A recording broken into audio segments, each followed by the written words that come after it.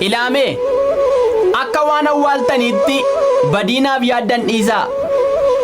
Titiisarraa fagoodha bakki oolumaa kanniisa.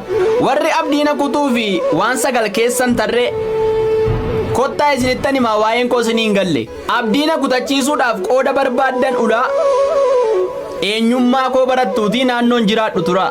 Funyoo meeqa kuffise arraba keessan gowwaa. Ola deemtota meeqa kan ittiin buustan bowwaa. Isa mi'eeffattanii cileen natti hin kaatina. Anaaf irriba dhabdanii fayyaa quban nyaatina.